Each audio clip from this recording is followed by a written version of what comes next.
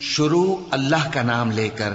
جو بڑا مہربان نہایت رحم والا ہے۔ اے چادر میں لپٹنے والے،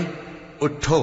اب خبردار کرنے لگو اور اپنے پروردگار کی بڑائی بیان کرو اور اپنے کپڑے پاک رکھو اور شرک کی گندگی سے تو الگ ہی رہو، اور اس نیت سے احسان نہ کرو کہ اس سے زیادہ کے خواہاں ہو،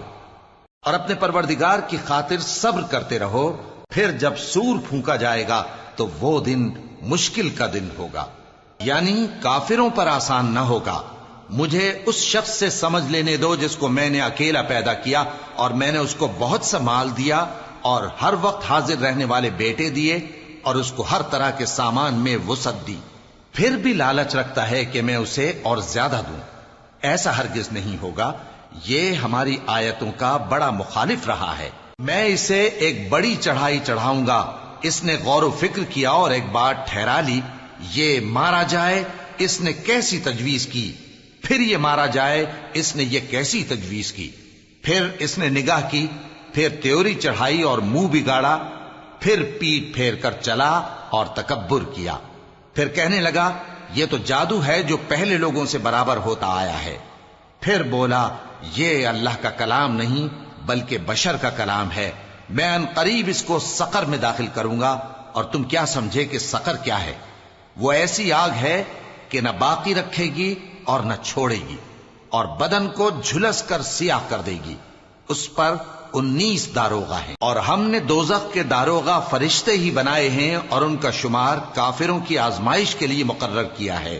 اس لیے کہ اہل کتاب یقین کریں اور مومنوں کا ایمان اور زیادہ ہو، اور اہل کتاب اور مومن شک نہ لائیں، اور اس لیے کہ جن لوگوں کے دلوں میں نفاق کا روگ ہے اور جو کافر ہیں کہیں کہ اس مثال کے بیان کرنے سے اللہ کا مقصود کیا ہے۔ اسی طرح اللہ جس کو چاہتا ہے گمراہ رہنے دیتا ہے اور جس کو چاہتا ہے ہدایت دیتا ہے، اور تمہارے پروردگار کے لشکروں کو اس کے سوا کوئی نہیں جانتا، اور یہ قرآن تو بنی آدم کے لیے نصیحت ہے۔ ہاں ہاں، قسم ہے چاند کی اور رات کی جب رخصت ہونے لگے اور صبح کی جب روشن ہو جائے، کہ وہ آگ ایک بہت بڑی آفت ہے، انسان کے لیے ڈر کی چیز، یعنی اس شخص کے لیے جو تم میں سے آگے بڑھنا چاہے یا پیچھے رہنا چاہے۔ ہر شخص اپنے کرتوتوں کے باعث گرفتار ہوگا، مگر داہنی طرف والے نیک لوگ جنتوں میں ہوں گے، اور پوچھتے ہوں گے یعنی آگ میں جلنے والے گناہگاروں سے کہ تم دوزخ میں کیوں پڑے؟ وہ جواب دیں گے کہ ہم نمازیوں میں شامل نہ ہوئے، اور نہ ہم فقیروں کو کھانا کھلاتے تھے، اور ہم بحث کرنے والوں کے ساتھ مل کر بحث کرتے تھے، اور روز جزا کو جھٹلاتے تھے، یہاں تک کہ ہمیں موت آ گئی۔ تو سفارش کرنے والوں کی سفارش ان کے حق میں کچھ فائدہ نہ دے گی۔ ان کو کیا ہوا ہے کہ نصیحت سے روگرداں ہو رہے ہیں،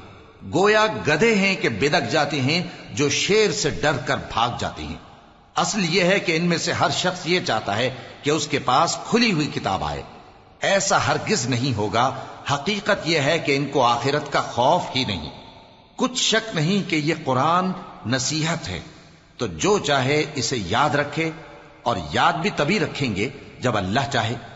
وہی اس لائق ہے کہ اس سے ڈرا جائے، اور وہی معاف کرنے والا ہے۔